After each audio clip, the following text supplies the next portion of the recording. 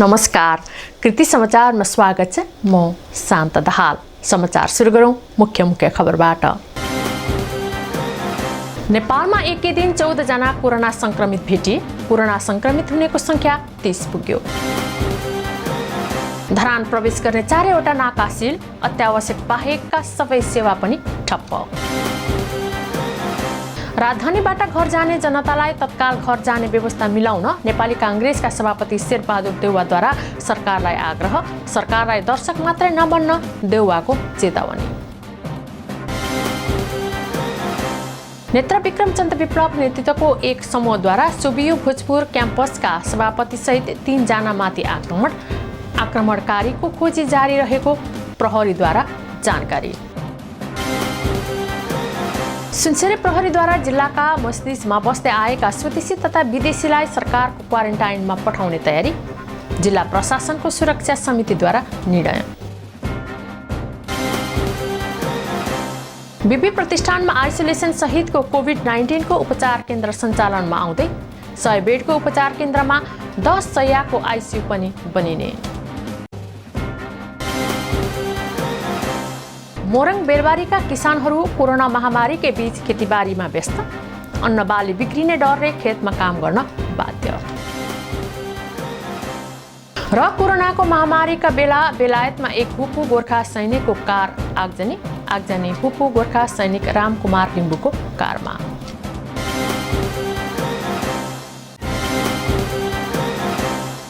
अब समाचार विस्तारमा। नेपालमा थप 14 जना कोरोना भाइरस संक्रमित भेटिएका छन्। यो सँगै नेपालमा कोरोनाबाट संक्रमित हुनेको संख्या 30 पुगेको छ। शुक्रबार उदयपुरमा 12 र चितवनमा 2 जनामा कोरोनाको संक्रमण भेटिएको स्वास्थ्य तथा जनसङ्ख्या मन्त्रालयका विज्ञ सल्लाहकार डाक्टर केम कार्कीले जानकारी दिनुभयो। उदयपुरमा देखिएका कोरोना संक्रमित सबै भारतीय नागरिक हुन्। उनीहरूको उमेर 20 वर्षदेखि 40 वर्षभित्रको छ। राष्ट्रिय जनस्वास्थ्य प्रयोगशालामा गरिएको परीक्षणमा उनीहरूमा कोरोना पोजिटिभ देखिएको डाक्टर कार्कीले बताउनुभयो। यस्तै चितवनबाट ल्याइएका 2 स्वाबको रिपोर्ट पनि पोजिटिभ आएको छ। चितवनको राप्ती नगरपालिका 8 का कोरोना संक्रमितहरू चैत्र 3 गते मात्रै बेलायतबाट फर्किएका थिए। धरान प्रवेश गर्ने 4वटा नाका सील गरिएको छ। अत्यावश्यक सेवा बाहेक सबै सेवा समेत बन्द गरिएको छ। दूध र औषधि पसल बाहेकका सबै पसलहरू आजबाट बन्द गरिएका छन्। धरानमा आउने 4वटा नाकाहरू सील गरेर सुरक्षाकर्मीले जाँचलाई तीव्र बनाएका छन्। विशेष गरी चतराबाट प्रवेश गर्ने पश्चिमका नाका पूर्णतया रोक लगाइएको धरान उपमहानगरकी उपप्रमुख मन्जु भण्डारी सुवेदीले जानकारी दिनुभयो। उहाँका अनुसार 11 बजे सुरक्षासँग छलफल गरेर थप के गर्ने भन्ने विषयमा निर्णय हुनेछ। अहिले धरानको तीनकुने, पानबारी र पहाडी क्षेत्रबाट आउने नाका सील गरिएको हो। इलाका प्रहरी कार्यालय धरानले मर्निङ वाकमा हिँड्नेहरूलाई पूर्णतया रोक लगाएको छ। हिजोसम्म 2 घण्टा राखेर छाड्दै आए पनि आजबाट दिनभरि राखिने इलाका प्रहरी कार्यालय धरानका डीएसपी डुण्डीराज नेउपानेले जानकारी दिनुभयो। आज बिहान 14 जना पक्राउ परेका छन्। धरान 13 का वडाध्यक्ष नेत्र काफ्रेले आफू अहिले चेकिङमै रहेको बताउनुभयो। नेपाली कांग्रेसका सभापति शेरबहादुर देउवाले राजधानीबाट घर जाने जनतालाई तत्काल घर जाने व्यवस्था मिलाउन सरकारलाई आग्रह गर्नुभएको छ। सभापति देउवाले शुक्रबार ट्विट मार्फत राजधानीबाट 100 किलोमिटर हिँडेर घर गइरहेकाहरूको सरकार दर्शक मात्रै बनेको आरोप लगाउनुभयो। उहाँले सरकारमा बसेकाहरूले ती निमुखाहरूको यात्राको दर्शक मात्रै नबनी मानवीयता पनि प्रकट गर्नुपर्ने बताउनुभयो। सरकारले पहिलो पटक चैत्र 11 गते लागू हुने गरी लकडाउन सुरु गरेको थियो। लकडाउन वैशाख 15 गतेसम्म थपिएको छ। लकडाउन थपिँदै जाँदा दैनिक मजदुर गर्ने नागरिकलाई बस्न समस्या भएपछि पैदल हिँडेरै गाउँ गइरहेका छन्। लामो दूरी यात्रा तय गरिरहेको विषयमा सरकारको तीव्र आलोचना भइरहेको छ। यही बीच प्रधानमन्त्री केपी शर्मा ओलीले बालुवाटारमा बैठक बोलाउनु भएको छ। नेत्र विक्रम चन्द्र विप्लव नेतृत्वको नेकपाका हतियारधारी एक समूहले स्वतन्त्र विद्यार्थी युनियन भोजपुर बहुमुखी क्याम्पसका सभापति प्रकाश सिंह राई सहित 3 जनालाई आक्रमण गरेका छन्। 4 दिन अघि राति सडानन्द नगरपालिका 2 कुदाका काउलेको तल्लो ताबुमा उनीहरूमाथि आक्रमण भएको भन्दै अनेरा सुब्युले विज्ञप्ति निकालेर घटनाको निन्दा गरेको छ। सभापति राईले आफूलाई कञ्चटमा पिस्तोल राखी मुक्काले हानेको र भागेर नजिकैको प्रहरी चौकीमा आई ज्यान बचाएको बताएका छन्। सोभियत सभापति राईसहित अनेरा सोभियत जिल्ला कमिटी सदस्य उत्तरराज खड्का र सन्तोष बस्नेतमाथि चन्द समूहका कुदा काउले घर भएका प्रकाश गुरुङ सहितको समूहले कुटपिट गरेको अखिलका जिल्ला संयोजक ध्रुवराज राईले जानकारी दिनुभयो। जिल्ला प्रहरी कार्यालय भोजपुरका प्रमुख डीएसपी नरबहादुर मगरका अनुसार कुटपिट गर्ने गुरुङ प्रहरीको खोजीको सूचीमा रहेका व्यक्ति भएको बताउनुभयो। कृति समाचारमा अब विज्ञापन।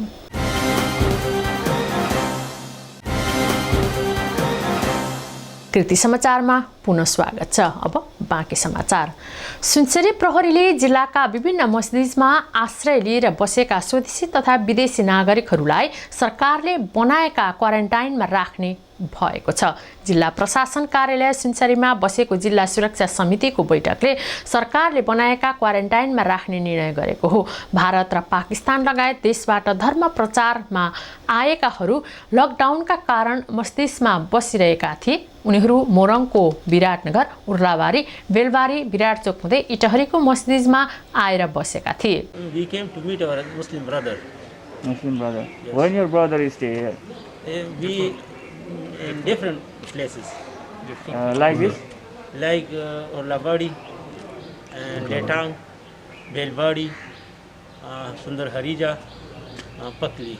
You go there? Yes. When you have a date, when you go there, Urlabari, Letang, Belbari also? We spent 1 month in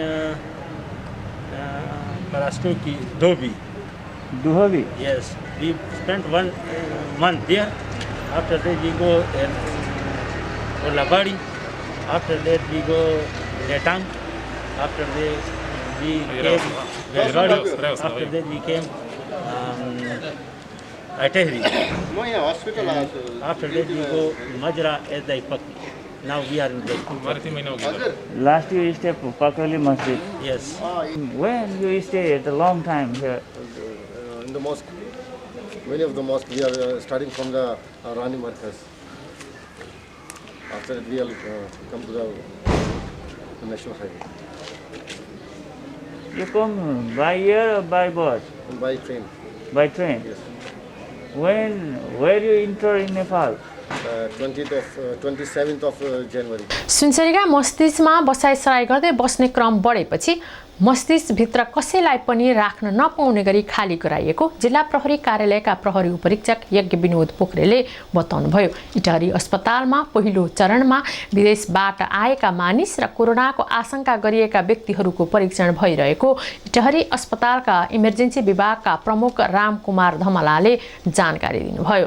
स्वास्थ्य कार्यालय सुनसरीद्वारा हामीलाई किट एभाइलेबल प्रदान भएको छ र त्यही आधारमा इटहरी अस्पतालको कर्मचारी ल्याबोरेटरीका कर्मचारीहरूको परिचालन गरेर हामीले अहिले ऱ्यापिड डायग्नोस्टिक टेस्ट यो चाहिँ कोभिड-19 को भाइरस चाहिँ शरीरमा प्रवेश गरिसके पछाडि चाहिँ यसले एन्टिजेन उत्पादन गर्छ। यसको एन्टिजेन डिटेक्ट गरिन्छ र यही टेस्टको चाहिँ अहिले गरिरहेको छौँ र अहिलेसम्म 2 दिन भयो र 87 जनाको टेस्ट गरिसकेको अवस्था छ र यी चाहिँ विदेशबाट आएको र शंकास्पद व्यक्तिहरूलाई मात्र गरेको अवस्था छ र सबैको रिपोर्ट नेगेटिभ छ। मस्जिदमा रहेका सबै विदेशी नागरिकलाई स्वाब परीक्षणका लागि धरान र इटहरी लगिएकाले उनीहरूलाई सुनसरी र मोरङका विभिन्न क्वारेन्टाइनमा राखिने जिल्ला प्रशासन कार्यालय सुनसरीले जनाएको छ। धरानको बीपी कोइराला स्वास्थ्य विज्ञान प्रतिष्ठानमा आइसोलेसन सहितको कोभिड-19 को उपचार केन्द्र सञ्चालनमा आउन लागेको हो। 100 बेडको आइसोलेसन सहितको उपचार केन्द्र सञ्चालनमा ल्याउन लागेको हो। प्रतिष्ठानमा निर्मित पुनर्स्थापना केन्द्रलाई कोभिड-19 को उपचार केन्द्र बनाउन लागेको प्रतिष्ठानका सहायक प्रवक्ता डाक्टर अशोक अय्यरले जानकारी दिनुभयो। 100 बेड मध्ये 10 बेड भन्दा बढी आइसियु रहनेछ। वैशाख 12 गते भित्र कोभिड-19 उपचार केन्द्र तयार भइसक्नेछ। प्रतिष्ठानको माइक्रोबायोलोजी विभागले PCR विधिबाट थ्रोट स्वाबको परीक्षण पनि गरिरहेको छ। यसैगरी वैशाख 13 गतेबाट प्रतिष्ठानमा अनलाइनबाटै सेवा प्रवाह गर्ने गरी मोबाइल एप पनि तयार भइरहेको छ।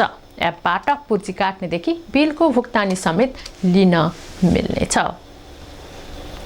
मोरङ बेलबारीका किसानहरू कोरोना महामारी बीच नै खेतबारीमा व्यस्त बन्न थालेका छन्। बेलबारीका किसानहरू मकै गुड्ने लगायतका कृषि कर्ममा व्यस्त बन्न थालेका हुन्। पूर्वी तराईमा खेती गर्ने किसानहरू अधिकांशले अरूको जग्गा कमाउने गरेका छन्। कृषि क्षेत्र पनि कोरोनाले प्रभावित बनिरहे पनि लगाएको अन्न बालीलाई सुधारका लागि काम गरिरहनु परेको बेलबारीका किसान मान बहादुर थापा मगरले बताउनुहुन्छ। के गर्नु, हामी खेती गर्ने मान्छे, किसान गर्नु पर्यो। लकडाउन भन्छन्, तर के गर्नु, हामीले रात भन्छन्, रात पनि दिँदैनन्। अब गोरु नजति हुँदैन, हलो नजति हुँदैन। अब सरकारले रात त दिन्छ भन्छ, तर हामीले रात दिएको छैन। किसानहरूका लागि आवश्यक पर्ने बिउ मलखात सहज रूपमा उपलब्ध गराइनुपर्ने किसानहरूले माग गरेका छन्। राउन्ड टेबल धरानले सुनसरी एम्बुलेन्स चालक संघका सञ्चालकहरूलाई 35 स्थान व्यक्तिगत सुरक्षा सामग्री PPE प्रदान गरेको छ। बिरामीसँग प्रत्यक्ष सम्पर्कमा रहने भएकाले संक्रमणको जोखिम हुने भन्दै राउन्ड टेबलले PPE दिएको अध्यक्ष चन्द्रकुमार अग्रवालले बताउनुभयो। शुक्रबार धरान 18 शिवमार्ग स्थित एम्बुलेन्स स्ट्यान्डमा 11 जना एम्बुलेन्स चालकलाई PPE प्रदान गरिएको छ। सुनसरी एम्बुलेन्स चालक संघ धरानका अध्यक्ष हरि भुजेललाई PPE हस्तान्तरण गरिएको छ। शिक्षाको क्षेत्रमा कार्यरत राउन्ड टेबलले कोरोना भाइरसको जोखिमलाई मध्यनजर गर्दै सहयोग सामग्री दिएको हो। कोरोनाको महामारीमा लडिरहेको बेला बेलायतमा एक भूपू गोर्खा सैनिकको कार आगजनी गरिएको छ। बेलायतको मेडस्टोनमा बिहिबार राति करिब 11 बजे भूपू गोर्खा सैनिक रामकुमार लिम्बूको कार आगजनी गरिएको हो। आगजनी गरिएको विषयमा प्रहरीले अनुसन्धान सुरु गरेको छ। अहिलेसम्म कुन पक्षले आगजनी गरेको हो भन्ने खुलेको छैन। तर आगजनीको कारण कोरोना भाइरस फैलाउनमा एसियाली मुलुकको भूमिका रहेको विषयसँग जोडिएको छ। मोरङको रङ्गेली नगरपालिकामा एक युवा झुन्डिएको अवस्थामा शव फेला परेको छ। रङ्गेली 4 नम्बर वडामा पहिचान नखुलेको एक युवाको शव भेटिएको हो। करिब 35 वर्षीय झैं लाग्ने ती युवाको पहिचानका लागि इलाका प्रहरी कार्यालय रङ्गेलीले फोन सम्पर्क गर्न नम्बर उपलब्ध गराएको छ। घटनास्थलमा फलामको चुलेसी सहित बरामद भएको छ। शवलाई रङ्गेली अस्पतालमा राखेर पोस्टमार्टम थालिएको छ। सेतो रङको टी सर्ट, नीलो हाफ पैन्ट लगाएको 5 फिट 5 इन्च उचाइ रहेको युवा भेटिएका हुन्। प्रहरीले 98 520 90 144 मा सम्पर्क गर्न अनुरोध गरेको छ। कृति समाचारको अन्त्यमा पुनः मुख्य खबरहरू। नेपालमा एकै दिन 14 जना कोरोना संक्रमित भेटिए। कोरोना संक्रमित हुनेको संख्या 30 पुग्यो। धरान प्रवेश गर्ने 4वटा नाका सील, अत्यावश्यक बाहेकका सबै सेवा पनि ठप्प। राजधानीबाट घर जाने जनतालाई तत्काल घर जाने व्यवस्था मिलाउन नेपाली कांग्रेसका सभापति शेरबहादुर देउवाद्वारा सरकारलाई आग्रह। सरकारलाई दर्शक मात्रै नबन्न देउवाको चेतावनी। नेत्र विक्रमचन्द्र विप्लव नेतृत्वको एक समूहद्वारा सुबियु भोजपुर क्याम्पसका सभापति सहित 3 जनामाथि आक्रमणकारीको खोजी जारी रहेको प्रहरीद्वारा जानकारी। सुनसरी प्रहरीद्वारा जिल्लाका मस्जिदमा बस्दै आएका स्वदेशी तथा विदेशीलाई सरकारको क्वारेन्टाइनमा पठाउने तयारी। जिल्ला प्रशासनको सुरक्षा समितिद्वारा निर्णय।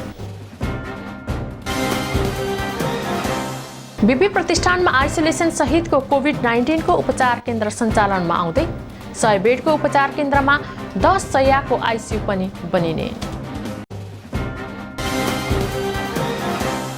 मोरङ बेलबारीका किसानहरू कोरोना महामारीकै बीच खेतीबारीमा व्यस्त। अन्न बाली बिग्रिने डरले खेतमा काम गर्न बाध्य।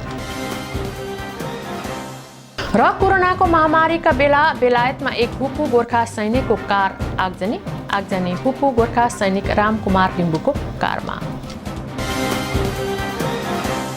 हवस् त कृति समाचार यति नै। कृति टेलिभिजन हेर्दै गर्नुहोला। नमस्कार।